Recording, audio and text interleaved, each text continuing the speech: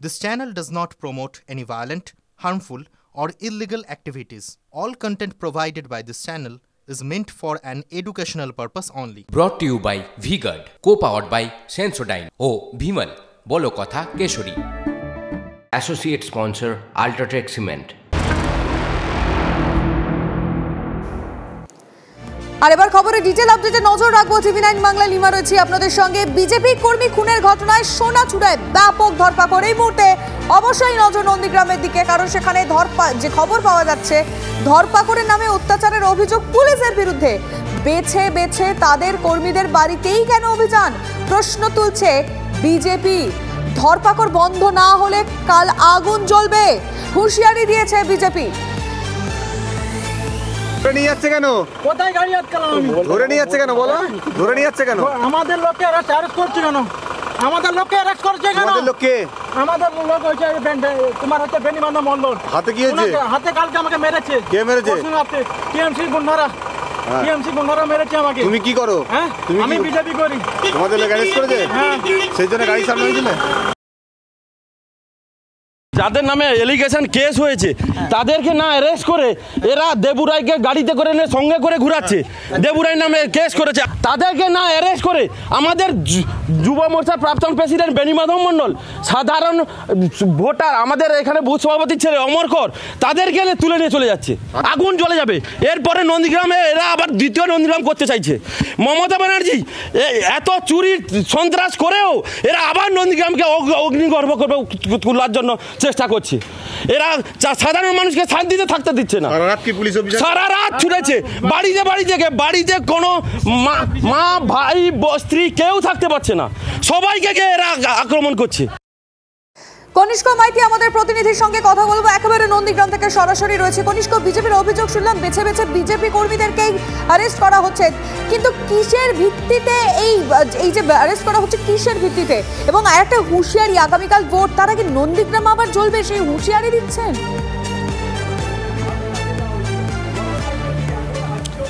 দেখো লিমা, একদমই আমি তোমাকে একটু ছবিটা দেখানোর চেষ্টা করবো, তারপরে বিস্তারিত আসছি। গতকাল থেকে যে অগ্নিসংযোগ সহ একাধিক আতঙ্কের পরিবেশ বা দুই পক্ষের মধ্যে বিজেপি তৃণমূলের মধ্যে যে সংঘর্ষ, সেই সংঘর্ষের ঘটনা ঘটেছিল, তার কিন্তু ছাই চাপা আগুনের ধোঁয়া বা এখনও ধিকি ধিকি করে আগুন জ্বলছে। তোমাকে ছবিটা দেখানোর চেষ্টা করবো, তারপরে এলাকাটা দেখাই। পুরো এলাকাটা পুরো থমথমে। এখানে যে সব সাধারণ মানুষ রয়েছেন তারা যথেষ্টভাবে আতঙ্কিত। গতকাল কিভাবে ভোট হবে, এত বাহিনী এত পুলিশ থাকা সত্ত্বেও তারা শান্তিতে ভোট দিতে পারবেন তো? এই সব বিভিন্ন প্রশ্ন উঠছে। আমি একটু সাধারণ মানুষের সঙ্গে কথা বলার চেষ্টা করব।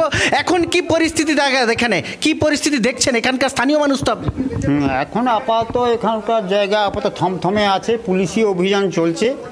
মোটামুটি দোকানপাট দু একটা খুলেছে, অন্যান্য দোকান বন্ধ আছে। বেশিরভাগ সব তো দোকান ভাঙচুর হয়ে গেছে। আচ্ছা কনিষ্ক, উনি তো স্থানীয় মানুষ, ওনার তো গায়ে কোনো রাজনীতির রং নেই, দীর্ঘদিন ধরে নন্দীগ্রামে থাকেন, আগামীকাল ভোট রয়েছে, তার মনের মধ্যে কি ভয় রয়েছে?